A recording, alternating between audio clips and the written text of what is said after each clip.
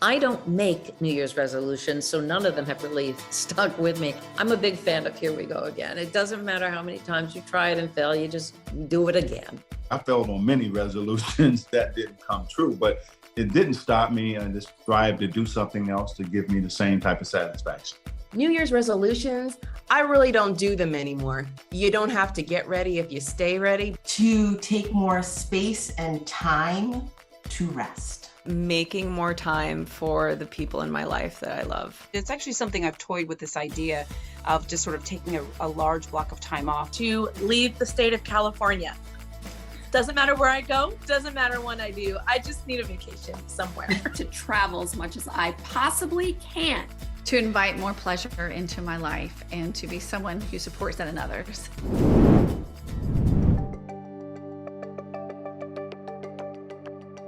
So again, to be more productive every day is a big burden on a lot of people because there is so much extraneous activity these days. So I'm gonna give you guys a couple of tips here that are really important to allow you to feel and be more productive day to day. So number one, this is the big one, is you have to set clear goals. Obviously, if you have vague goals out there, you're not gonna be able to accomplish them because they're gonna feel too overwhelming and they're gonna be too big. Just make sure that it's a very clear goal. So be very specific. Make sure when you're thinking about your goals for the week or for the day, it's really important to prioritize them. And a lot of times we don't do that. We won't prioritize our goals of the day or goals of the week in importance. So make sure you prioritize by importance and take one task at a time. Make a to-do list. I hate making a to-do list. It seems like another task that I start to feel a burden, but I did realize as I read the literature that making a to-do list and putting your tasks on paper or on your phone helps tremendously. One of my favorite ones here on this list, guys, is learn to say no. I actually had a hard time with this. I was a big people pleaser. A lot of us out there are, but what that tends to lead to is burnout. Make sure that you're comfortable with saying no. In a polite way, you can certainly pass on certain tasks if it's not important or necessary or capable at the time. So learn to say no, that's a big one. And then finally, guys, make sure that you take time, whether it's the end of your day, end of your week, that you sit, review, and reflect what you accomplished. Take 5 minutes or 10 minutes, look at your to-do list and reflect on what you accomplished, what you didn't, what needs to get done. It doesn't take very long, but that will also reinforce you to continue being productive moving forward.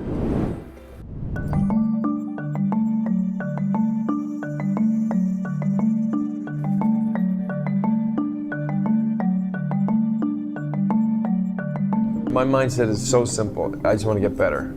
I want to get better and I want to work with great people. It's like just do anything. Anything will lead to something else. Finish this mission, right? But there is a balance between the mindset of achieving and loving kindness that at this point in my life, I've actually discovered the magical balance, but it's really hard to get people to let go of the attack and defend achievement mindset and trust the care and concern for your fellow humans as a way of creating higher production. Never be ashamed of trying. Effortlessness is a myth.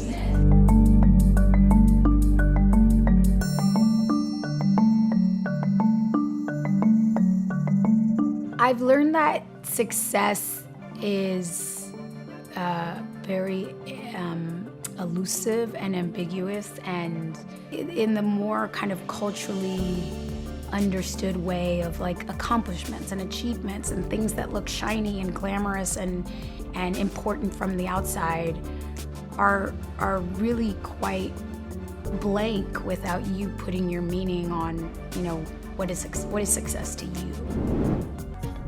According to psychological research, goal setting actually can be linked with higher motivation, self-esteem, self-confidence, and autonomy. What sorts of conversations do you have with clients or patients, even friends and family, when it comes to defining and shaping your goals at large? So I love that question. So people will come to me and they'll say, in college, I used to run track and I was this fast, or I did this, and they want to get back to that. However, part of the life cycle is that we move forward and we grow up, right? We grow older. With that comes shifts. So when I talk to people about really prioritizing what it is that they want, I want them to be rooted and grounded in the now, as opposed to I want to get back to. What does your now look like, especially with you feeling good? So I try to really do a reframe and take the whole person, like look at it holistically. What does work look like? What does the balance of family look like? What does socialization look like? What does your access to food? All of those things, so that we can then create a true sustainable pattern of eating that feels good and it has no guilt, because food, nutrition is never served with a side of guilt. Oftentimes we think we should do something, we think we should be something, and it's based on what others are saying about us or saying is the should of our life. And so I check in with their agency. I want to know, what is the why for this? And is this for sure? I like saying yucks and yums. Is this something that in your body, when you think about this being a goal of yours, is it a yum inside of you, or is it like a yuck, but I should do this? If you are setting goals for yourself or trying to achieve something that is based on what others want or what you think society says is the right thing to do, then it is going to be very difficult for you to follow a plan and to actually feel like it's congruent with what you need and want. So I really herald agency in the process of goal making.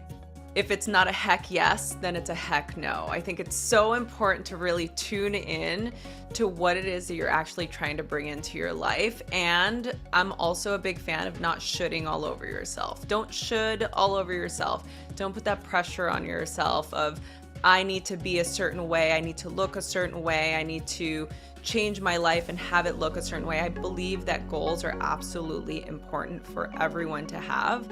But at the same time, I feel that sometimes they can limit us from being in the present moment and allowing ourselves to just accept the life that we have in the current state. Regardless whether you're happy with it or not, you are where you are, and you shouldn't put the pressure on yourself of needing or wanting to be somewhere else. Goals are really healthy, but I think it's really important to continue to tune in and ask yourself, is this a heck yes or a heck no?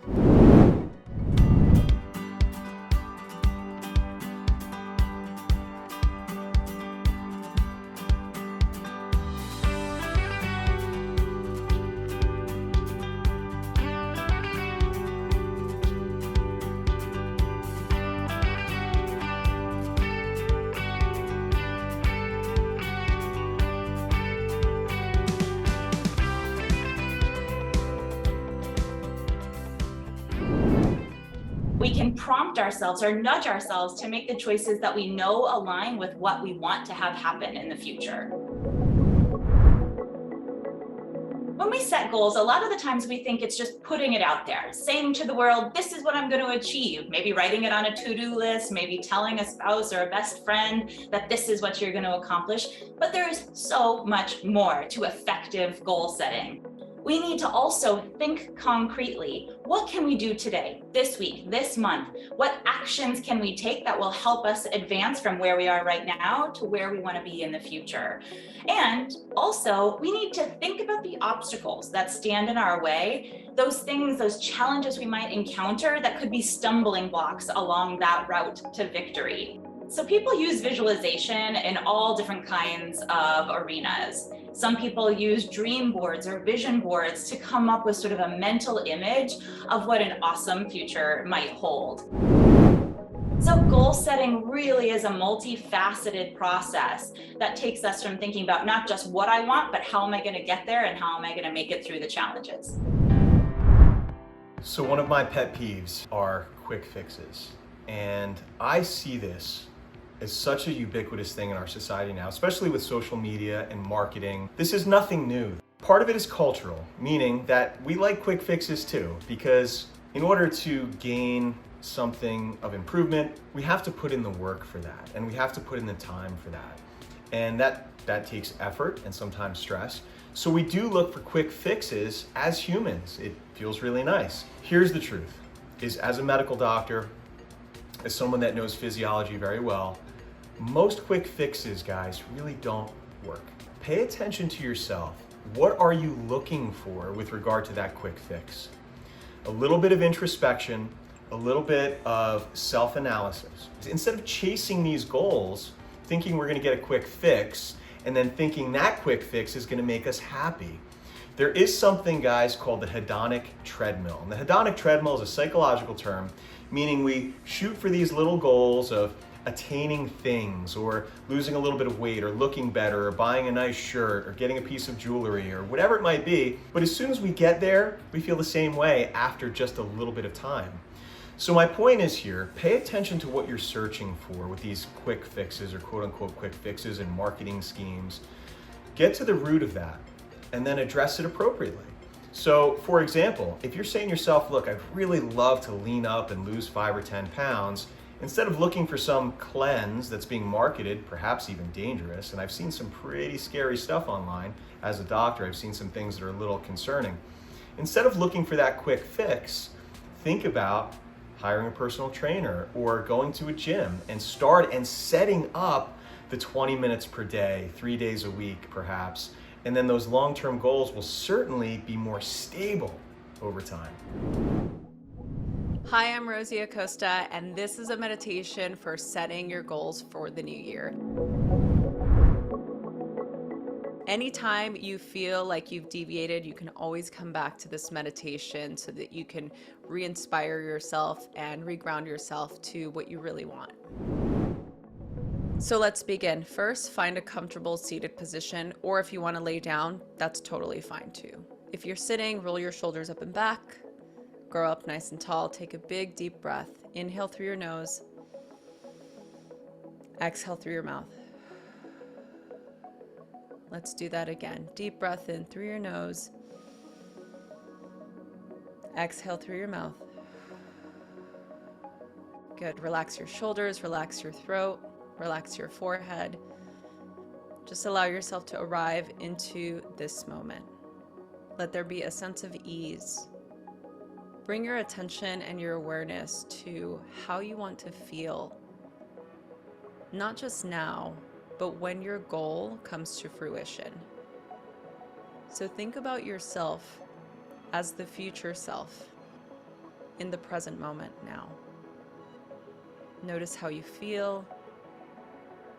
Do a scan from top to bottom and from the bottom to the top. Bring your attention and your awareness to the center of your chest. And know that that vision of you for the future is now in the present moment. It exists within you right here, right now. Take a deep breath in. Nice long exhale. When you're ready, gently lower your chin. Take a moment. Blink your eyes open and come back into the space.